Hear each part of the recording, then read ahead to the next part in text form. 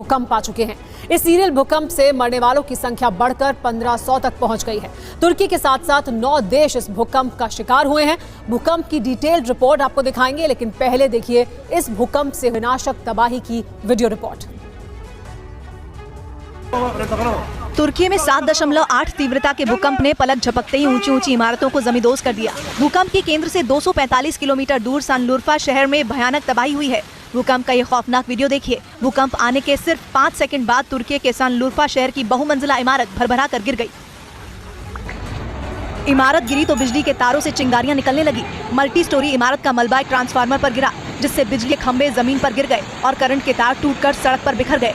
ये इमारत शहर के बीचों बीच थी, जिसमें नीचे दुकानें थी और ऊपर लोग रहते थे। किसी को बचकर भागने तक का मौका नहीं मिला। तुर्की के दियारबकर शहर में भी भूकंप से जबरदस्त तबाही मची।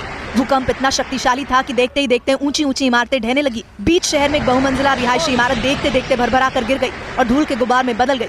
इतनी ऊंची इमारत को भरभरा कर गिरने में 2 सेकंड से भी कम वक्त लगा।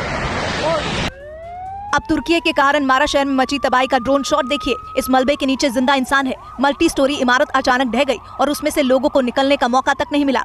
इस इमारत के मलबे में जिंदा इंसान दब गए। इमारत गिरते ही हाहाकार मच गया। आसपास के लोग इमारत में दबे लोगों को बाहर निकालने के लिए दौड़े, लेकिन मलबा बहुत ज्यादा है और इसे हटाने में काफी वक्त लग जाएगा।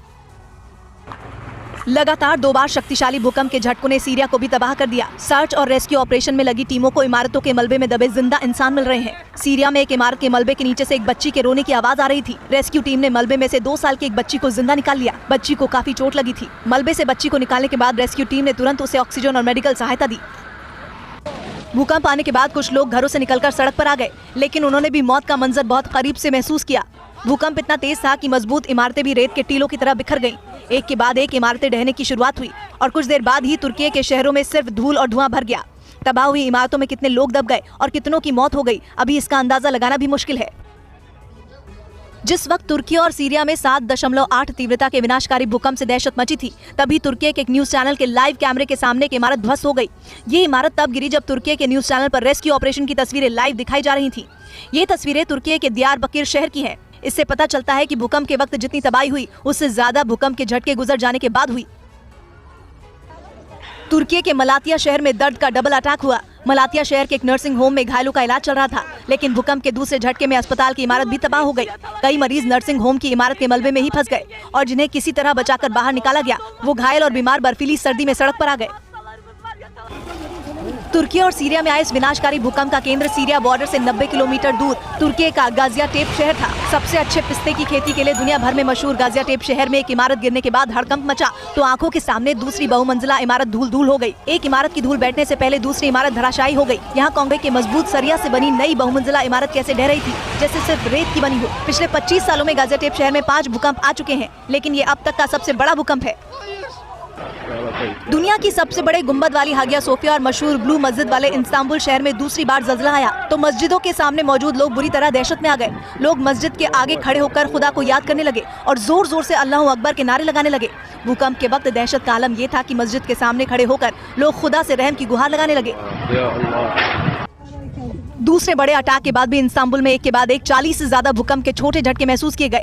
तबाह हुए घरों को छोड़कर सुरक्षित जगहों पर जाने की कोशिश करते लोगों ने जो वीडियो बनाए हैं, उनसे इस्तांबुल में हुई तबाही समझी जा सकती है। साल 1999 में भी तुर्की के सबसे बड़े शहर इस्तांबुल में बहुत बड़ा भूकंप आया था।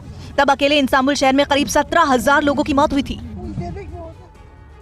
जब ज़ल्ज़ला आया। लेकिन भूकंप के 2 बड़े झटकों से ज्यादा तबाही बाद में आए 66 आफ्टर शॉक से मची। सीरिया से आए इन ड्रोन वीडियो में दिख रहा है कि कई किलोमीटर तक एक कतार में इमारतें गिरती चली गईं। इसके अलावा हाईवे पर नया बना एक फ्लाईओवर भूकंप के बाद आए आफ्टर शॉक से ढह गया। सीरिया में भूकंप से भीषण तबाही मची है। अकेले सीरिया में अब तक 500 से ज्यादा लोगों की मौत की खबर। शहर में एक 9 साल की बच्ची को मलबे से बाहर निकाला गया। मलबे में फंसी बच्ची अंदर से चीख रही थी, लेकिन उसके ऊपर गिरा लेंटर इतना भारी था कि उसे जल्दी से हटा पाना नामुमकिन था। रेस्क्यू टीम ने लेंटर में ड्रिल करके जगह बनाई और उस जगह से बच्ची को खींचकर बाहर निकाला गया।